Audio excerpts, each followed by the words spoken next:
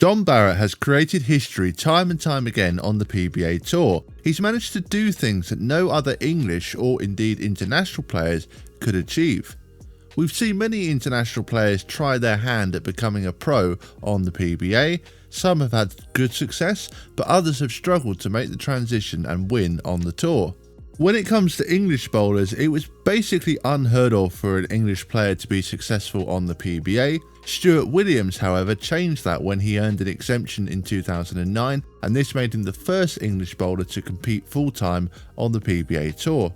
He then went on to win his first title in 2011, becoming the first player from England to win a PBA title. Williams certainly paved the way for other bowlers from England, and it wasn't long before Dom followed Stu over to the US to try his luck on bowling's biggest stage. In the same year that Williams won his first title, Dom made his American television debut and defeated Shaun Rash to win the Scorpion Open. However, Dom would actually create history of his own by doing something that Stu had not done, and that was to win a major title. He captured the 2013 PBA World Championship, and in doing so, this meant he was the first English bowler to win a major title. This was an extraordinary achievement, and it just built on what Stu Williams had done when he first came over to the US. This would inspire another English bowler to join the tour in 2013, and that was Richard Teese. Teese himself would prove that, like Dom and Stu, he could also win on the PBA, as he captured his first title in 2017 at the Shark Championship.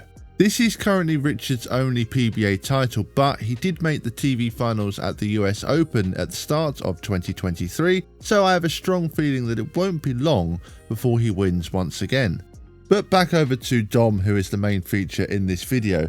There was actually quite a funny moment during his first major win where he actually miscalculated the scores and thought he'd already won when he struck. In actual fact, he still needed 8 pins but was not aware of this. Can you deliver when it counts?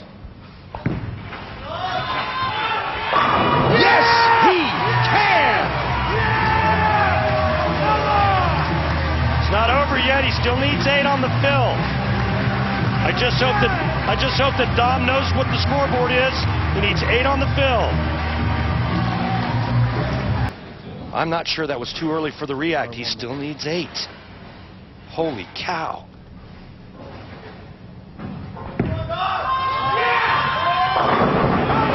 Dom Barrett, PBA World Champion, bringing it home to England.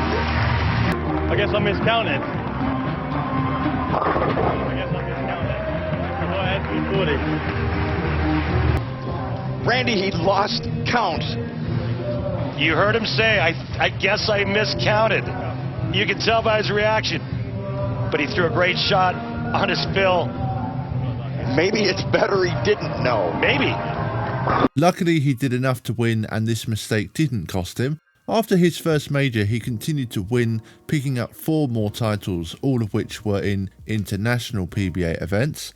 His second major then came at the 2018 US Open, and this really did cement Barrett's place on the PBA as one of the top players. However, as we reached 2020, things went in the completely opposite direction.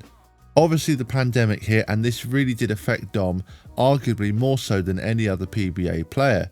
Bowling alleys in the UK were shut for a long time, and Dom had very little opportunity to practice. He went into quite a bit of a slump and went without a PBA win in 2020 and 2021. But when you're a player of Dom's quality, it doesn't take long to bounce back.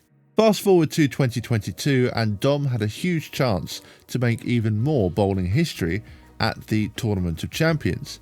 And this is the tournament we're going to focus on in this video, as a win at this event would mean that Dom would become the 8th Triple Crown winner at the time, which would make him the first European player to achieve this impressive feat. Dom entered as the number 2 seed and would face the winner of Shaun Rash and Sean Maldonado.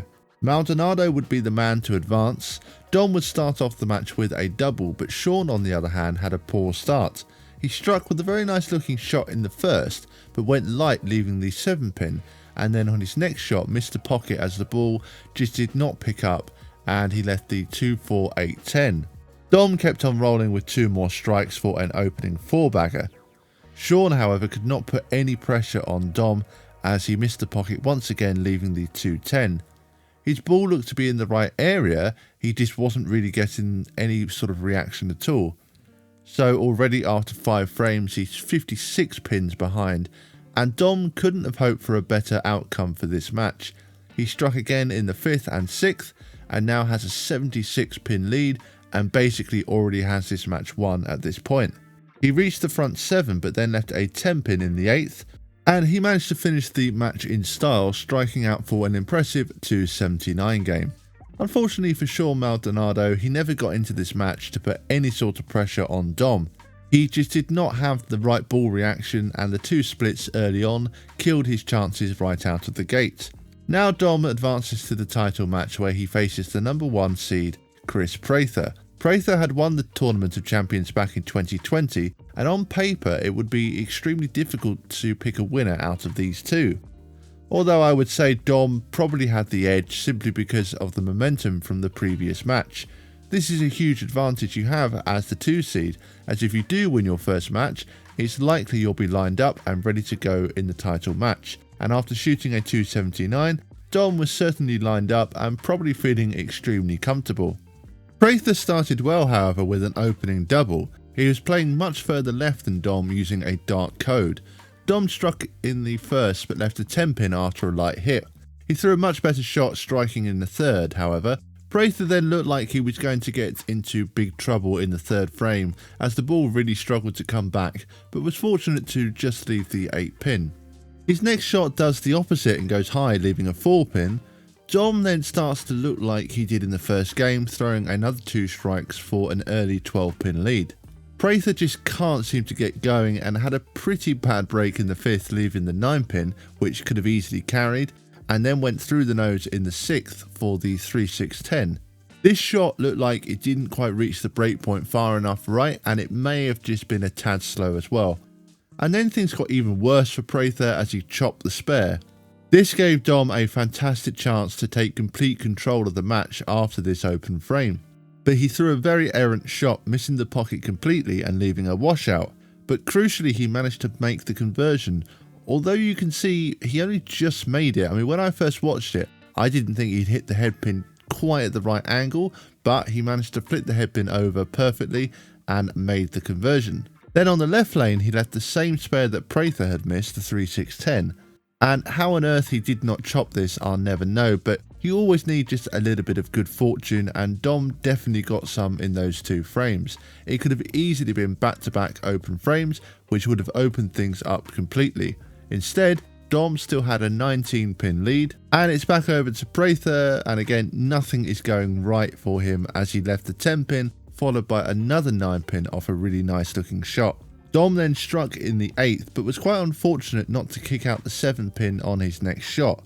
Now Prather really needed to strike out to give himself a chance, but went light, leaving the 2-8, which he missed, and that would pretty much be the end of the match. All Dom needed to do was keep the ball on the lane, which of course he did, and this meant he had achieved the unthinkable. He had become the 8th player to complete the Triple Crown and the first European to do so. So yet again, Dom Barrett was able to create history and really prove to the bowling world that he's one of the best European bowlers to ever compete on the PBA Tour. And that brings us to an end of yet another video. As always, I'd love to hear your thoughts in the comments section below. Let me know whether you think that the English bowlers can continue to win on the PBA Tour, and do you think we maybe see some more English bowlers come over? Because as often is the case in many sports, when one player from a country achieves success, especially if it's in a country that's not had much success, you know, on the main stage in that particular sport, it will often inspire others to come over and try their luck as well. As I mentioned, the big 3 English bowlers right now are, of course, Dom, Stu and Richard Teese. But who knows, maybe there are more future English PBA champions out there as we speak. Thank you all for watching, and if you have enjoyed this video, it would be much appreciated if you could subscribe to the channel. Thank you, bowling fans, and see you all next time.